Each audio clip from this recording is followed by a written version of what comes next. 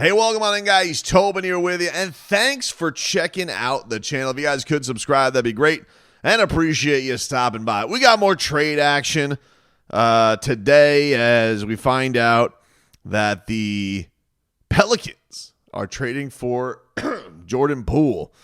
Jordan Poole is getting traded to the Pelicans, and in exchange, Kelly Olynyk and CJ McCollum are heading to the Wizards, both on expiring deals.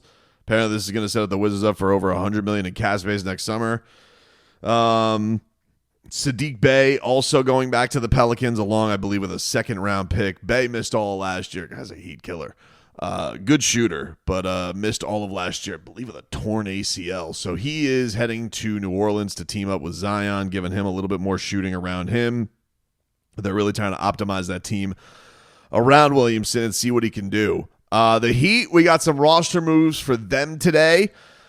The first piece of business is Davion Mitchell. Davion Mitchell was offered a one-year qualifying offer for the Heat for $8.7 million. What that does is it gives Miami the opportunity in restricted free agency to match any deal that he gets. He could just sign the one-year deal. Like if he doesn't get any offers and he's just like, all right, he can return to the Heat on a one-year, $8.7 million deal. He's most likely going to go out and get an offer sheet from somebody, and then the Heat will have the decision on whether or not they want to match that or not. Had Anthony Chang on the radio show today from the Miami Herald, and we talked about Davion, and he was saying kind of in the same respect that I was like, I don't know what Davion Mitchell's going to make. The full mid-level is a little over $14 million. So is that the possibility? He was saying that he had heard from some way back before the play-in that it could have been, not even half of what that was. But then obviously he played better in the play-in. So there really is a tough gauge with Davion Mitchell. I was kind of fully expecting, I feel like it's going to be more in that range, the 14-ish, than it is going to be in I feel like people are sitting here being like, oh, he's going to sign for, $8 a year. And I'm just like, I don't think that's going to happen. I just think he's too solid a player. People saw his ability. He seems like a guy who could play in the playoffs, especially a guy who could defend. Heat gave him a little bit of opportunity more because the knock on him, obviously, he couldn't shoot a lick. He shot well with the Miami Heat. Was it a fluke? Was it a hot run? Was it comfortability? Was it confidence they were breathing into him? I think everybody came out of last year, a year where everybody is pretty down on the team and, down on most of the guys on the roster, but not him. I think Davion Mitchell, I guess I'll put it like this. Few guys came out of last year with people wanting to buy stock in a player. And I would say the guys that they did were Kel'el Ware and probably Davion Mitchell. I would put Nico in there, but Nico ended the year hurt. People got very mad at him for the end of that game, too, against Cleveland, even though he's one of the reasons that it was even a game. But Davion, I think, earned a lot of respect from fans. He obviously was huge in those play-in games, whether he wanted to be in them or not. I mean, once they were in them, he was an absolute monster in them. And it just seems like he's about the right stuff. I mean, guy walks around with a basketball, will walk around town in his jersey. It just seems like as a hoops junkie. And I understand why the Miami Heat would want this guy back. It just seems like he's so Miami Heat. He's so blue collar, and can just fit in the right way. Absolute terrifying on defense. So I'm excited for the idea of Davion Mitchell having a future with the Miami Heat. And it'll be interesting to see what that is going to look like. I think he was at Heat Camp this week, but I don't know if he did media. That's an optional thing for guys, so he may not have wanted to address stuff that he's already addressed. But you've seen, he has been, we've talked about this on the channel about, he's been basically in the facility working out nonstop, basically since, I think, took 2 days off and was back right in there with the season just ending. So, big fan of Davion Mitchell. Would love to see him continue his career with the Heat, and so they take their first step of that today. Do I think anybody's going to come in with a wild offer that the Heat would be too scared to sign? I don't think so.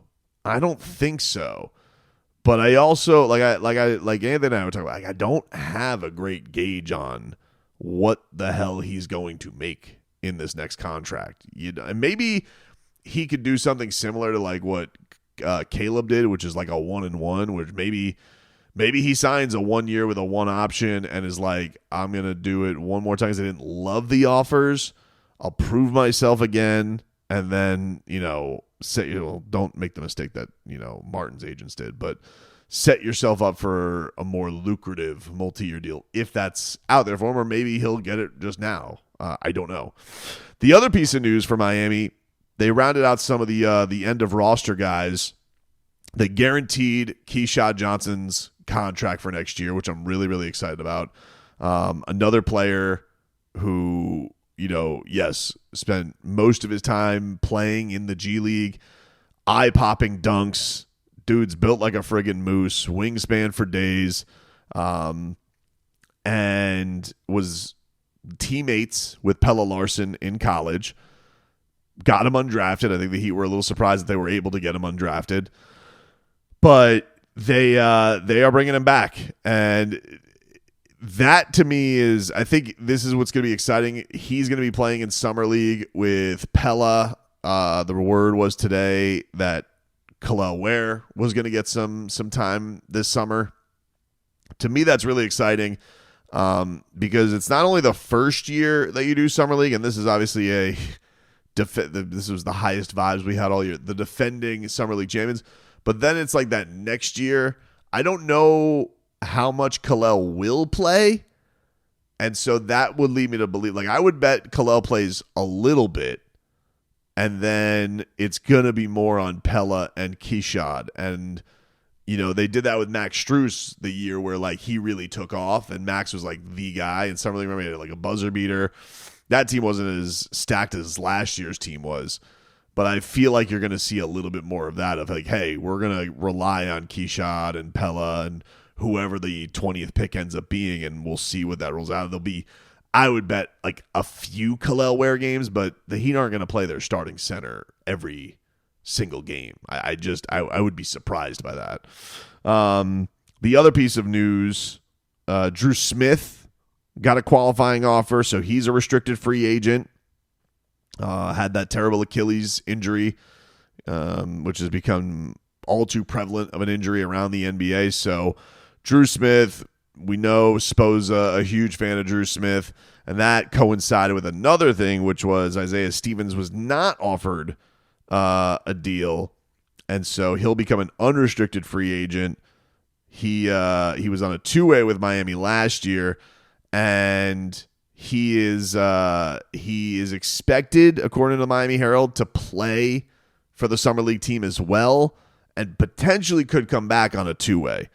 So Isaiah Stevens could be back with, the Heat / Skyforce, facilitating, kind of a true point guard on the smaller side, but also was a big piece in that team that won summer last year. And I think, though, with Drew on the mend, and if he's all right, I mean, Drew's Achilles injury was a little bit earlier, so hopefully he'll be good to go. It'll be interesting to see.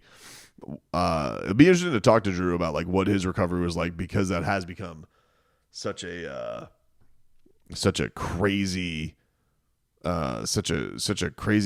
epidemic with the NBA as far as many guys making their way back from it. But the Heat have a lot of love for Drew Smith. Defends his ass off, sets his teammates off, and really grew in his offensive role last year. So I'm sure he's got some rust to knock off, but was found a valuable place before he got hurt last year.